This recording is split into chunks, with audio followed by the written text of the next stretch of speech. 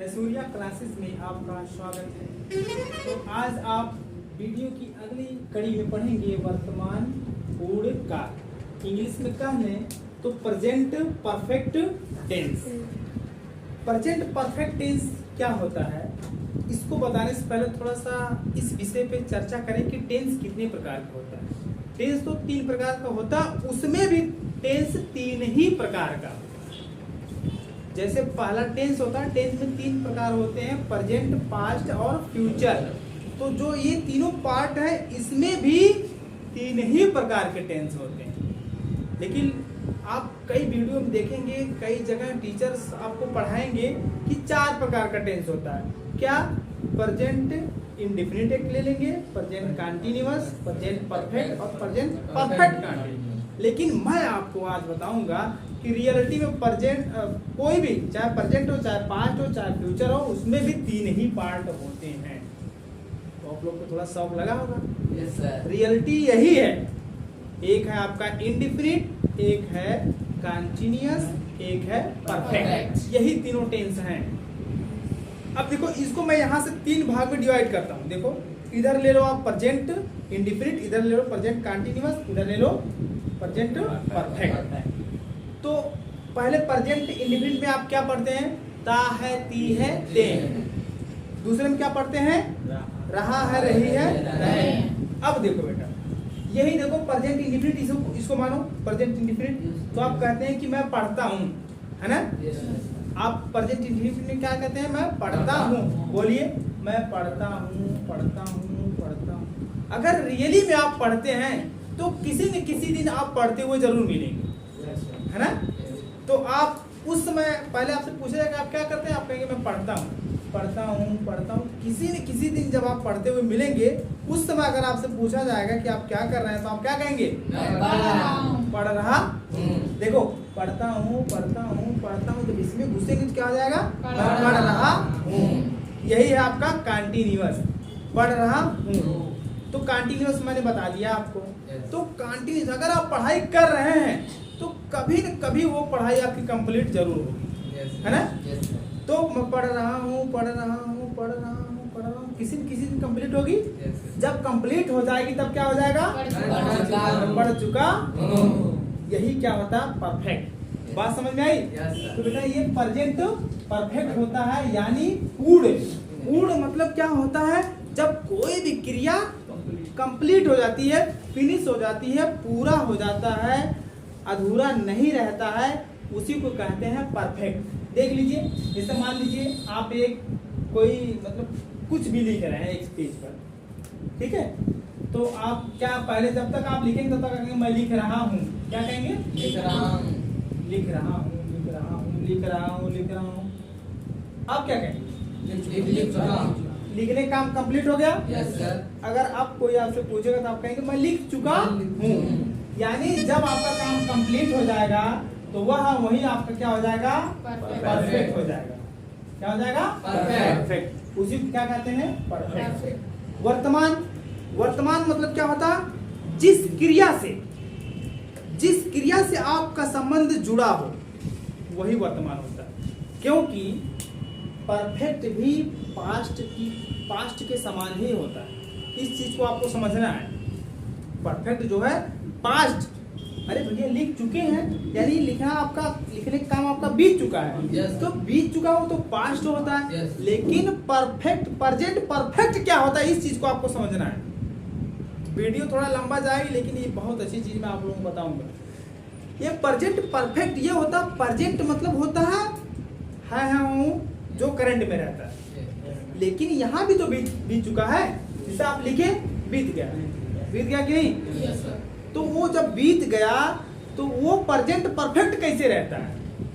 ऐसे रहता है, जो भी क्रिया करेंगे बेटा, जो भी वर्ब रहता है, अगर उस वर्ब का आपसे लिंक जुड़ा है, आपसे संबंध उसका बना है, आप उस क्रिया से जुड़े हुए हैं, वही क्या होता है?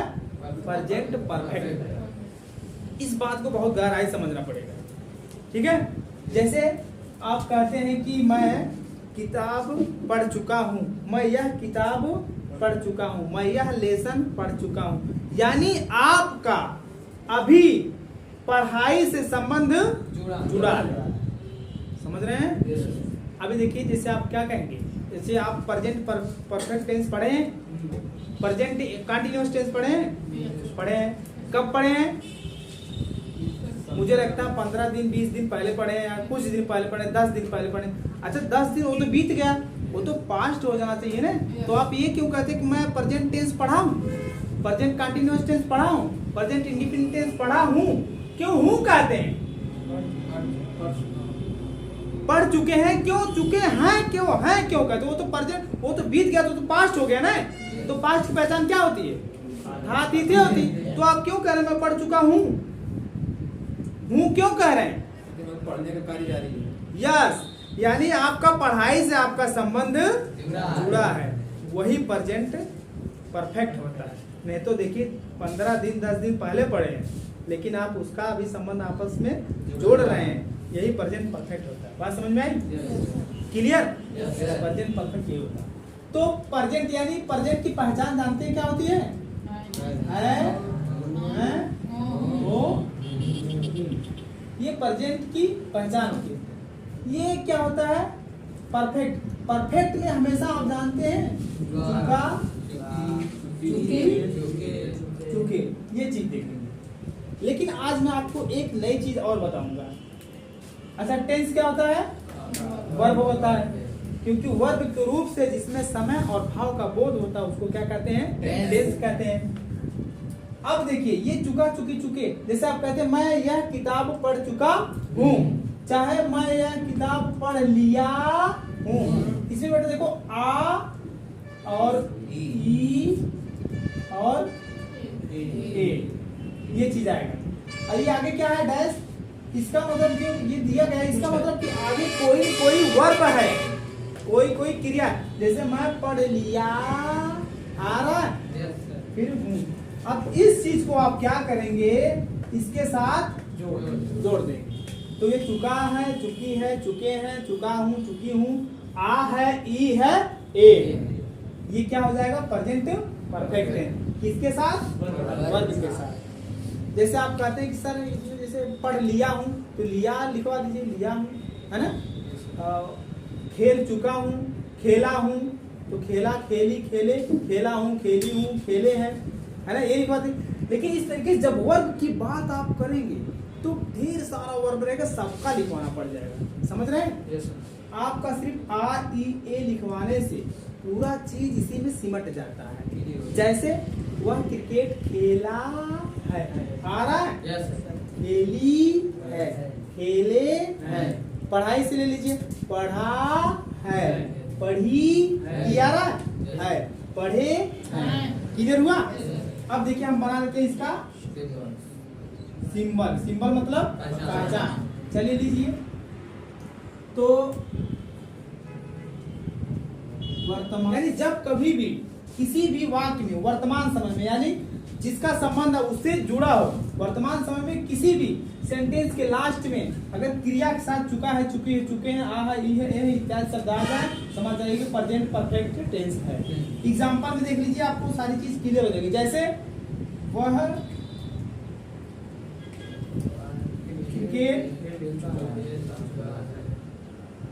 खेल चुका है, ठीक है, चुका है आगे। चाहे वह क्रिकेट खेला है, खेला है, तब भी आ जाए। ये चीज आपका है।